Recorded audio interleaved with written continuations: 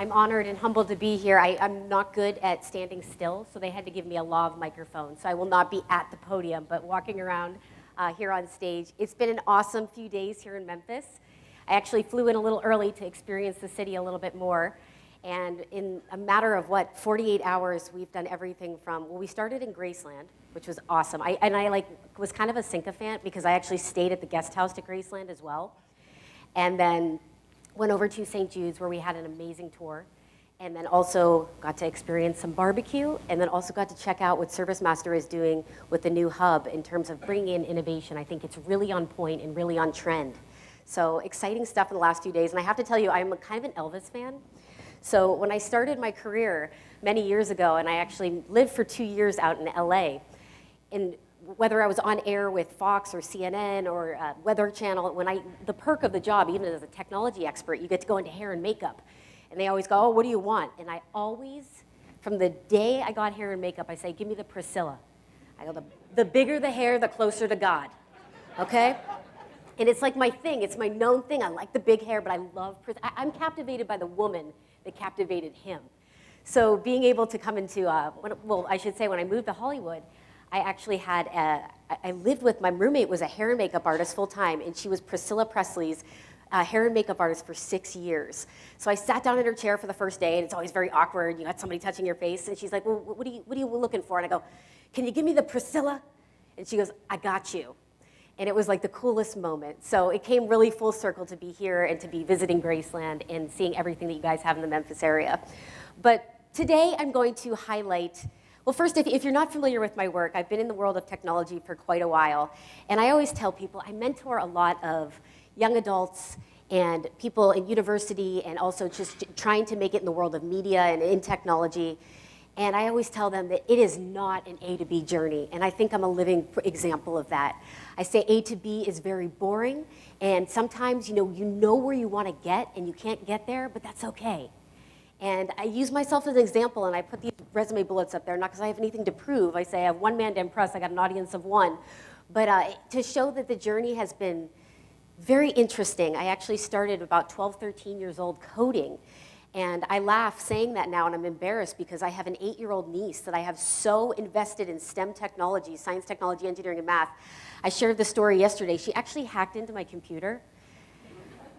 8 years old, and she has the same glasses as me, and she thinks I'm like the coolest thing ever, which I hope lasts at least a few more years.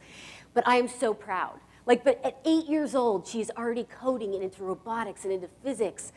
I was doing that at 12, 13. I thought that was ahead of the curve at the time, and maybe it was, but taking that even further, I earned my networking certifications at 18, and then I went to the Rochester Institute of Technology, where I got my degree in information technology, new media, and then my first job was actually I worked cumulatively at ESPN for 7 years, which was one of the hardest experiences of my life, but most exciting and really got me on the ground and understanding the world of media. Do we have sports fans here?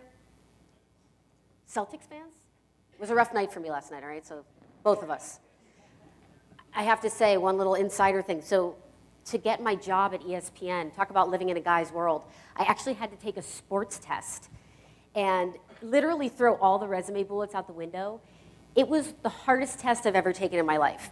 It was sitting in a room, and I felt like I was being interrogated, and they were like, starting lineup for the Orioles, Martina Navratilova, NASCAR, you name it, the most difficult questions, but I nailed it and ended up actually coming back on air and talking about sports technology after working behind the scenes at ESPN for many years. And as you can see, there are a number of the other things that I've done. I've had a very blessed career and been able to contribute to a number of different outlets. And the here and now, I'm on the road about 280 days a year. And it's crazy. I laugh at that video because the packing situation, we were in Orlando. I was doing an event for Lenovo last week. And I literally had a lightsaber that I could not fit into my luggage. And it was like, this moment is happening in my life. Like, this is awesome, but it is a regular occurrence. And TSA hates me. There's always some random gadget inside of my luggage, and I always get pulled aside. But then they also think I'm cool, because like the Switch is a good example a few weeks ago. The Nintendo Switch, the newest console, it's selling like hotcakes. It was in my carry-on. And the guy's like, whoa, how'd you get one of those? He's like, gave me the pound. And I'm like, this is a good place to be in life. But one of the coolest parts about my job is I get to test about 7 to 10 gadgets a day. And the biggest network that I contribute for, I've been there for 5 years, is the Today Show. And I am on the hunt. And I say every time I work on air is an audition for the next segment. It is an intense place to be, and it's a very valuable role to have. But also when I do a lot of roundups. So I'll do, in a segment, I'll do about 5 to 9 gadgets. And you have about 30 seconds to talk about each one of those products. And it's tough. And you have to remember that the audience of millions could be tech savvy or not tech savvy. But in that 30 seconds, I can't tell you how many products I've sold out. So it's so important to me to have a high integrity to really test and really experience those products, because heaven forbid somebody go purchase that and it doesn't work great, that's back on me. But my role on the Today Show, and also I contribute regularly to the Weather Channel. You probably saw me on Fox News. Everything is just, every day I say, like, feel I'm shot out of a cannon. So in chasing down these tech stories and these innovations and really being first out the market, I want to share today some of the most impactful stories that I've been moved on traveling across the globe. I think it's my experience in traveling around the world. I didn't take my first plane ride until I was about 22. I grew up in a very blue-collar family in Erie, Pennsylvania. It's why I love your barbecue. Like, I am an expert in beef jerky and any kind of like hot sauce. That's what we're like known for in a very small town. So I got a late start into really appreciating, but also getting out there and exploring life. And I think it's really built my character. And I want to share some of those events with you today. So one of the craziest experiences I've ever had is actually traveling throughout Kenya. And the reason I went there is to experience a nonprofit organization called World Reader. And they're actually bringing e-readers to some of the poorest parts of the entire world, which sounds a little crazy. But you hear these stories of people bringing books to Africa, and it sounds great on paper. And it's like, oh, books to Africa, let's donate. It's actually very impractical, and it costs a lot of money. And so I wanted to go out and experience what this nonprofit is doing in some of the poorest parts of the world, and I'm going to show you a video on that. But before I actually landed down in Kibera, which factually, before you see this video, I want you to know that it is the second poorest part of the entire world. And the slums and the shanties, you come back and you realize how good you got it. I mean, it is incredible to be immersing yourself in that area, but see how happy the people are too. And I'll show you the video of that, but I first want to say, I had the chance to go throughout Kenya, and I went and met with a tribe in Africa, and they live in an area. This guy that's wearing this lion's mane, he actually, can't make this stuff up, he actually fought a lion firsthand. He was the chief in the community, and that's how he earned that lion, the thing he's wearing on his head. It's a very, very basic tribe that I actually got to spend time with, a complete diversion of my life, which is so connected and so high tech. And these experiences and seeing how these individuals, they wanted me to stay for a few days. For example, they wake up in the morning and they sustain on a half a cup of blood, cow's blood, and a half a cup of milk until 4 p.m. And I'm like, should I pop out the Cliff Bar now, or is this like a good time to? It's incredible when you get to explore and see other parts of the world and see how they're living too. These are the huts that they literally build from stick and mud. And probably one of my favorite stories, and it's a little embarrassing, I was inside there. They say there's about 11, 12 people per family that live in each of these huts, so it's very low tech. And they invited me inside, and it's very dark, and you're amazed at how these people live. And again, this is in the middle of it's the Serengeti, essentially, where there's animals all around, and they could be attacked at any moment. I actually just saw on Nat Geo the other day this exact tribe. There was a documentary on them. But I got inside the tent, the story I like to share, and as you can see very faintly inside there was an old man who was about nearly 100 years old, and he was like the ancient leader. And they were like, we're allowing you the opportunity to ask any question. Well, then a bee flew in the hut, and I'm allergic to bees, so I started to have anxiety. So I'm like, oh my gosh, like I gotta think of something smart. I don't know what to ask this is ancient man, I wanna be respectful. And like all this stuff was going on inside my head. So I have my iPhone here, and then so I'm like getting my iPhone ready, and I'm like, well, first I'm gonna take a picture. Then my iPhone was out of storage, and I was like, oh my gosh, I'm having serious first world problems. There's a bee in here, I'm gonna die, I'm in the middle of this tribe. And you just realize how different your life is. And they're like looking at me like, is everything cool? And I'm like, I'm not gonna even try to explain myself. Like memory full on the iPhone, not even gonna start there. First world problems, literally. But I want to get to the heart of, after visiting the tribe and experiencing Kenya, I want to get to this video that I actually produced. This is for CNN. This was actually on site. I actually embedded myself into the slums. And I wanted to see how this nonprofit that was started by a lot of executives at Amazon, they take devices and they actually put them, in the, as I noted, in the poorest parts of the world to give people access to content. Is this really making a difference as much as they were saying? I'd followed the story for many years, but I wanted to go there and see it firsthand. I was the only reporter to actually have done so. So I want you to watch this video, again, in Kibera.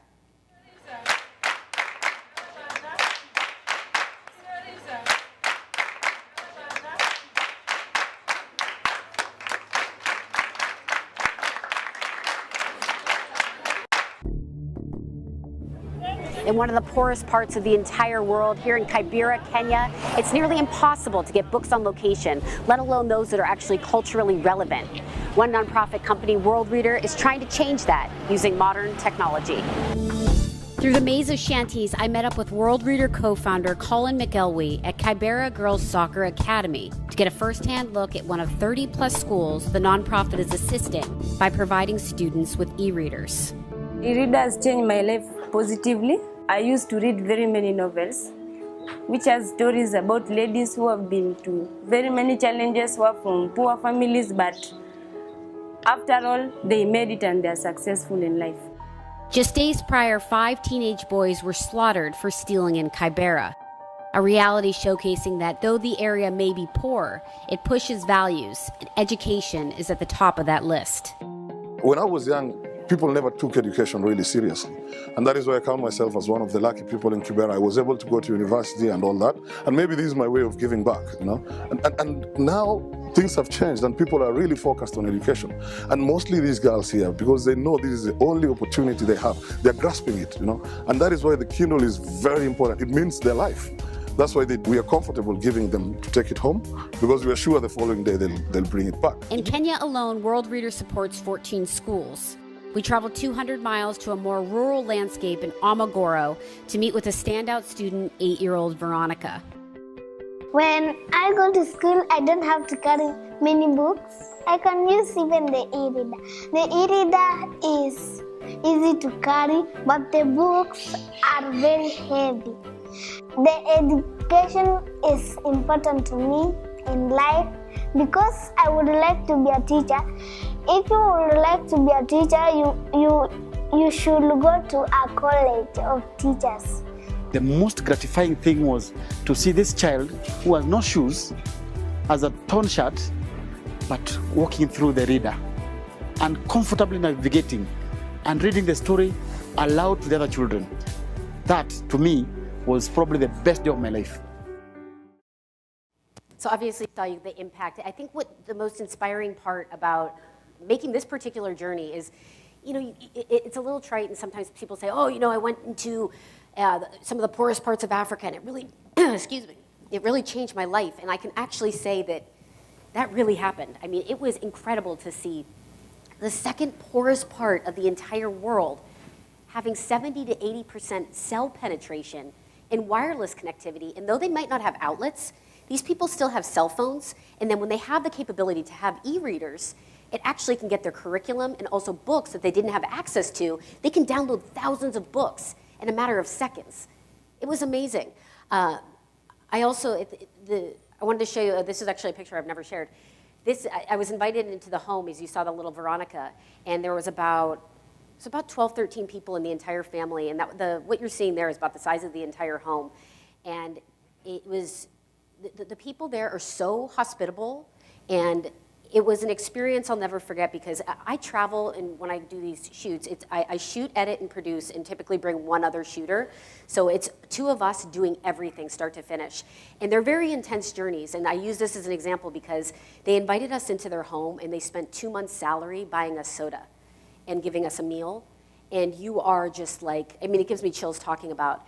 And by the way, I have like a really sensitive stomach. Like here, again, first world problem, but I was like, oh my gosh, I don't have enough Imodium. There was this dish, that was very custom and culture to the area, but I'm like, I'm gonna be in the bathroom the rest of the day. But you're like, it's like The Burbs, if you've ever seen that movie. I was like, this is amazing, because they gave everything up for 2 months to make you this meal. And I'm like, it was such a humbling experience.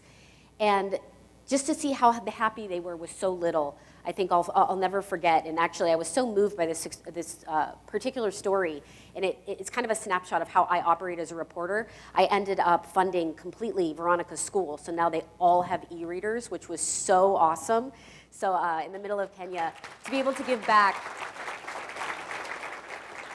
I told her I wouldn't forget about her, but she also said, she goes, when I was leaving, at this point, you're like, it's a hard balance when you go into these very poor areas, because I was traveling in with a nonprofit, and they really tell you not to, you don't want to just start, you want to just give and give and give, and it's not the right thing to do.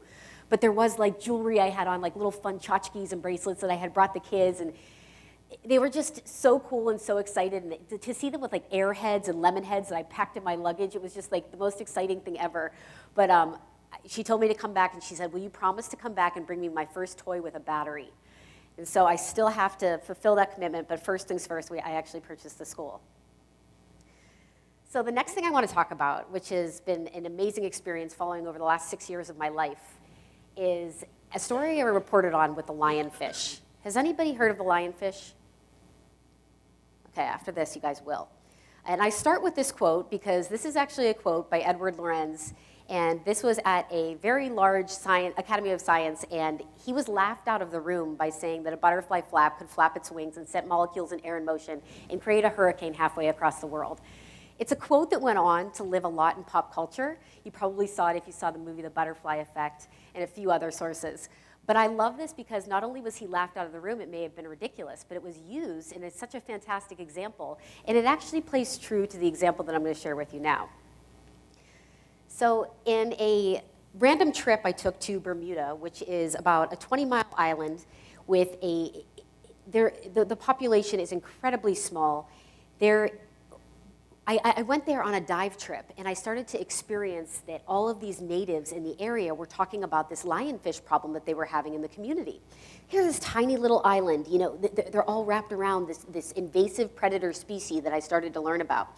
Well, here, I got a quick education that in Florida in the 80s, the hypothesis is there was this pet shop owner, and he had 4 to 6 of these lionfish. And what he did was, and talk about a flap of a butterfly wing making such an impact, he took these 4 to 6 lionfish, and he threw them into the Atlantic Ocean. Now, they're native to the Pacific Ocean. So you're probably saying, like, big deal, they're going to die, no problem. What actually happened is they produce about 30 to 40,000 eggs every 4 to 5 days. So they spread so rapidly that they went all the way through the Caribbean, down to South America, and now, especially, my family lives in Boston, the news on the lionfish, they have penetrated so much through the Northeast and ruined so much reef because they have no predators except for man. And to take them down, I actually got certified to do so. You have to do it with a spear, one by one. And you can imagine how effective that is if they're populating at that kind of number. So quickly, they're starting to ruin the reefs, and there's nothing to be able to take them down because the fish, when they're swimming around, they innately don't know to stay away from the lionfish. So they automatically go right up to it, and it eats them. So I became fascinated with this story. I lived on the island of Bermuda on and off for about a year to cover this. And I did an entire piece. Again, it was just myself and one other individual. I used a lot of new technologies that I actually created firsthand to use underwater. The scientists, as I discovered, with some of the top divers in Bermuda, were scrambling for our data. And I'll play the video and then we'll chat.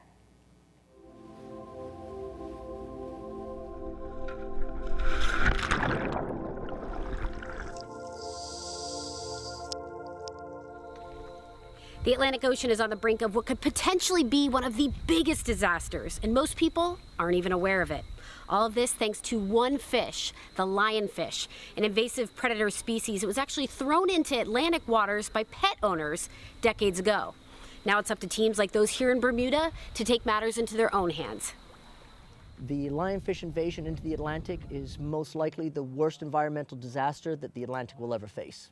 Bermuda got lionfish in 2000. From 2000 to 2013, they have spread their way from Bermuda all the way out through the Caribbean. We had no idea they could spread so fast. It even caught the top scientists off guard. and there are no predators except human beings. All of these fish in the Atlantic, from what they can tell from the DNA, only came from 6 to 8 females. It was from pet owners, released, a pet shop got wiped out, maybe let a few go, but really it was a combined effort of just human beings just being irresponsible. So that's another problem. These are almost the perfect predator. Venomous, ferocious appetite, big mouth. It can eat almost any, up to 3/4 of its size. So this fish can eat a fish that big. We know that the fish in the Pacific, where their native range comes from, are DNA coded for millions of years of evolution. They know to stay away from the lionfish. Instinctively, they're born with that instinct. If you go near the lionfish, you're going to get eaten. Our fish have never seen a lionfish, so they swim right up to them. They don't recognize them as an enemy. Therefore, that's why they're eating so well, and that's how they're doing so great. Which their stomachs are becoming so full, sometimes up to 30 fish, that they're actually gaining liver disease. See, now that, Katie, is a great example there. Look at the size of that liver there. See that? That's easily 5 times bigger than it should be. So the crazy part about the lionfish is they're actually populating 30 to 40,000 eggs every 4 to 5 days.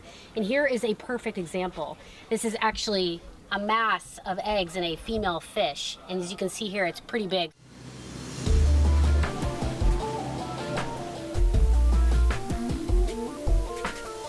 What we're using is new technology and older existing technology to try and fight this. One of the things, rebreathers have been around for quite a while now. It's a wonderful tool for us to be able to dive deep safely. Tools are also being invented. The zookeeper. Nobody ever heard of the zookeeper 5 years ago. A guy down in Curacao invented this. There's killing lots of lionfish. How do you then contain the lionfish safely? So he created this plastic tube. It's very simple with a funnel at the end. The fish goes in, and when you pull the spear out, the fish stays behind. One of the big problems we have with technical diving is we have a lot of stuff with us. Very hard to swim any great distances. So we were blessed enough to get some Magnus scooters donated to us so that we can actually search the bottom for these lionfish hotspots.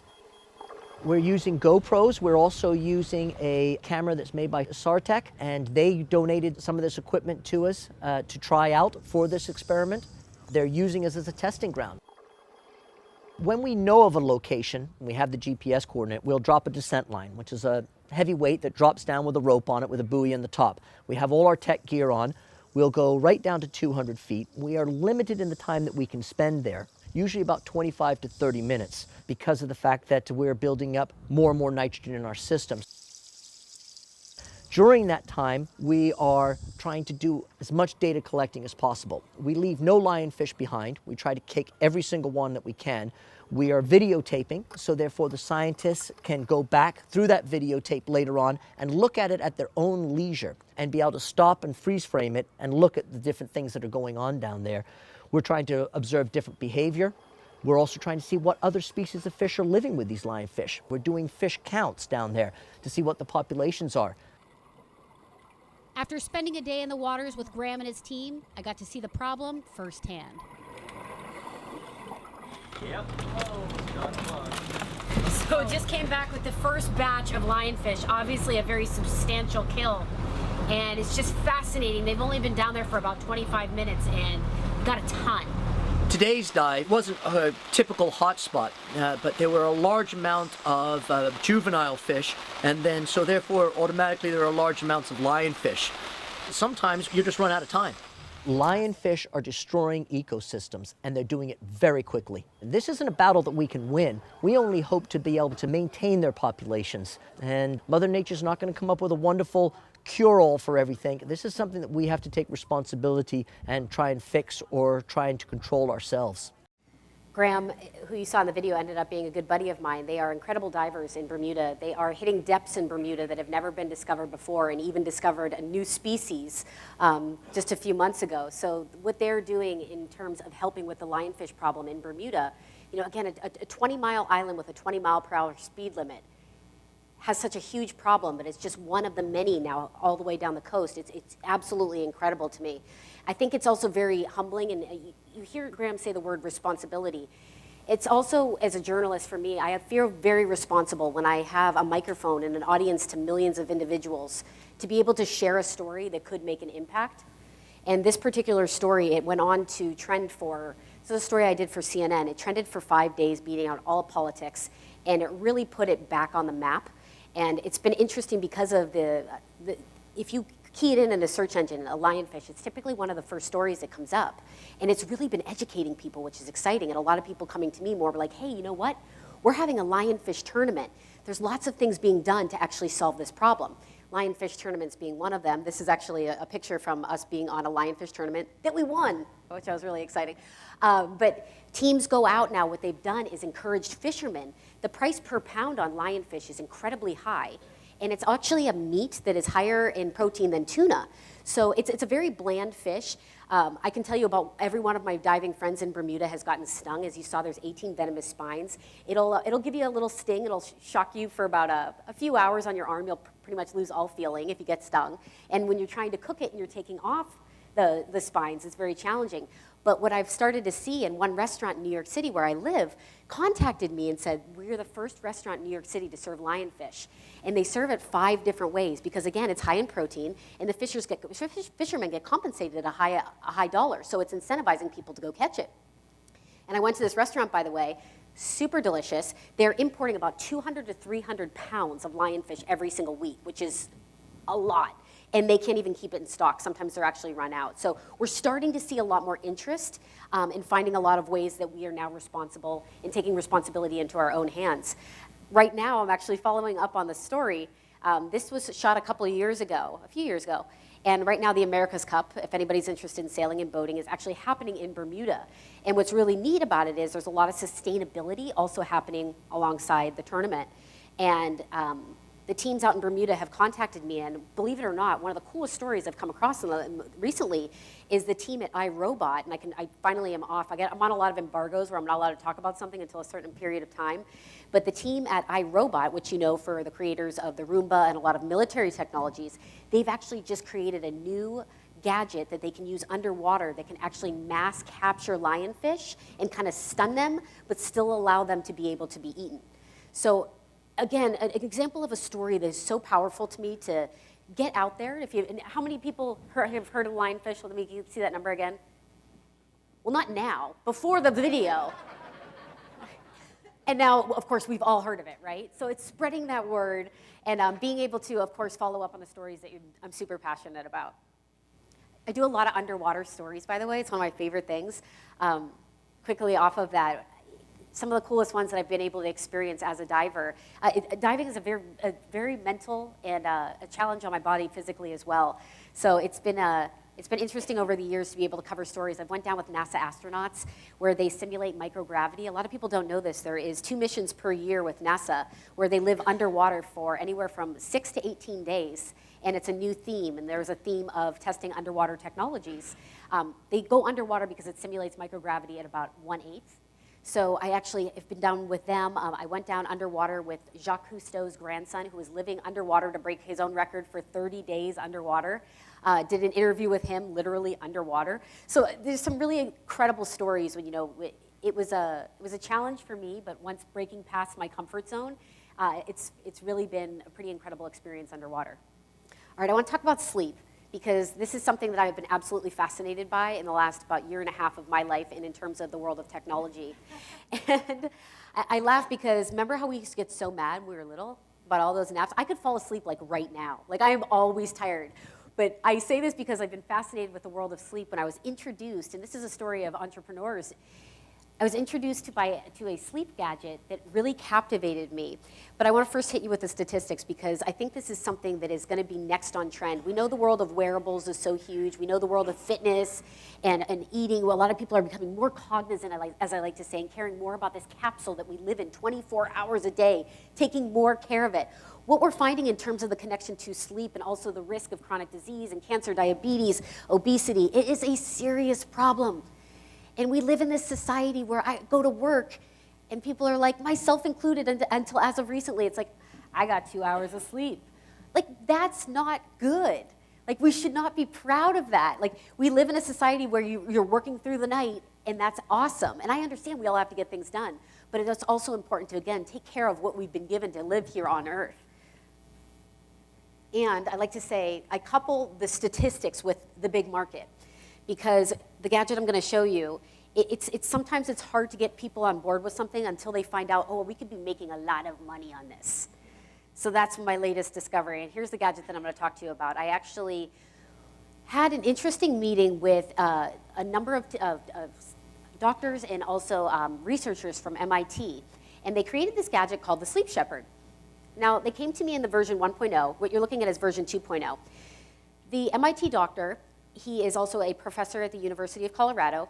His daughter, who was then 17 at the time, has chronic sleep issues. And she was constantly being diagnosed with tons of pharmaceuticals to try to fix the problem. She ended up in the ER, and it was the final straw.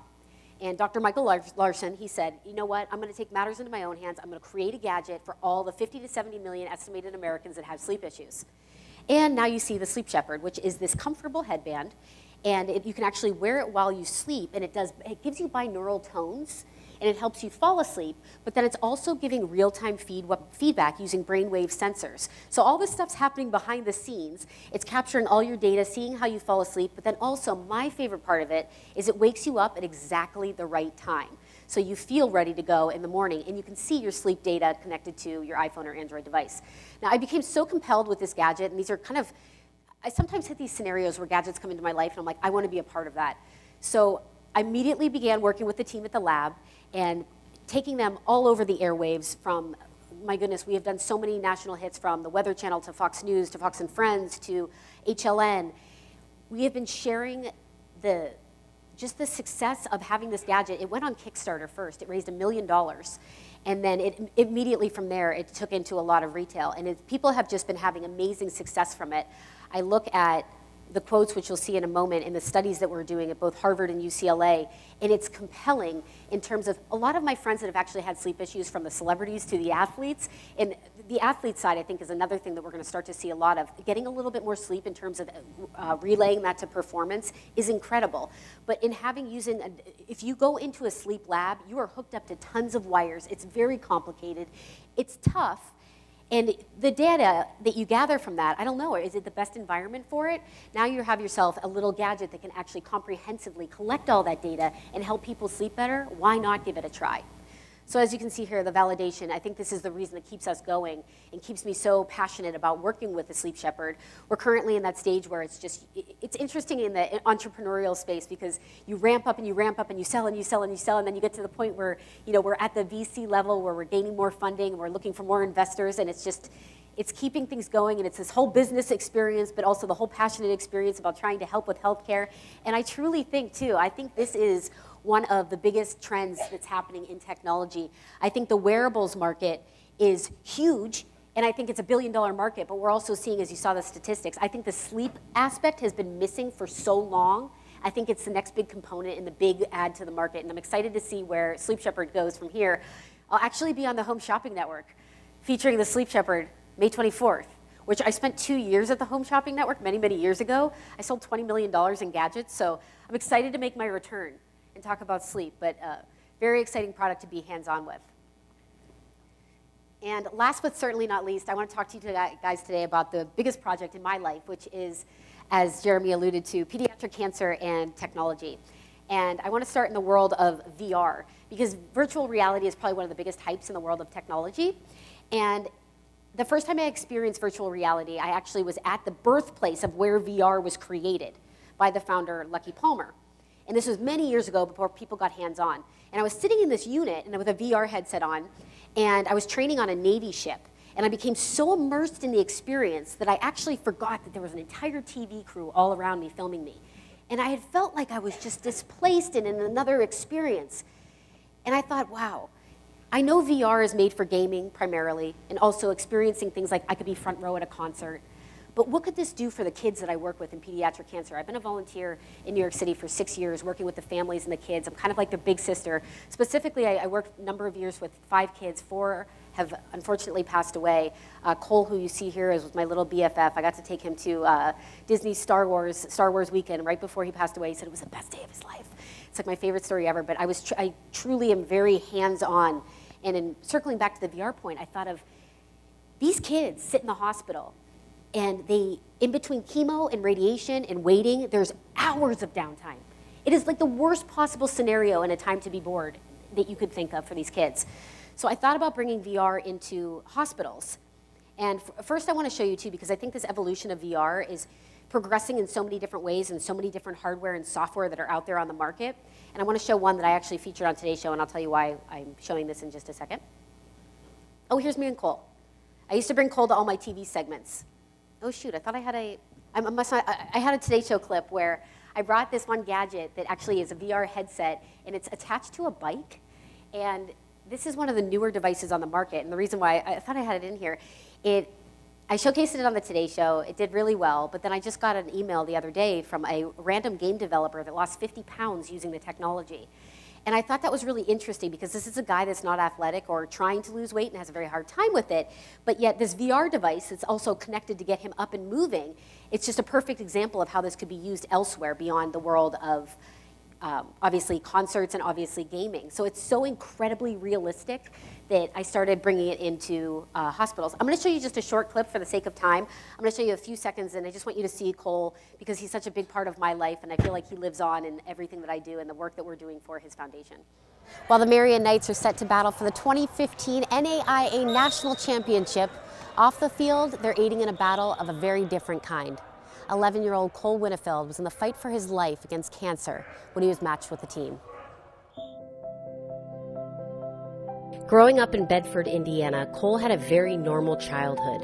It was at the age of 5 when everything was flipped upside down when he was diagnosed with neuroblastoma. When you first heard the diagnosis, it rips your world apart. You think you're living in a bad dream that you wish you wake up from. And you see it on TV. You hear it from other folks, their child, but you never think it can be your own. And then when the doctor said, "We think it's cancer," it does. It literally just rips your world apart. The first thought that you have is, what are you going to do to beat whatever they've been diagnosed with? Second thing is, where's the best place to go get the treatment for whatever you're being treated for? So for us, we realized that we had to leave home to go get the best treatment for Cole, and that best treatment happened to be 700 miles away in New York City. So you start thinking in your brain, how am I going to get him to where he needs to go? How am I going to keep life as normal as possible, if there isn't a normal?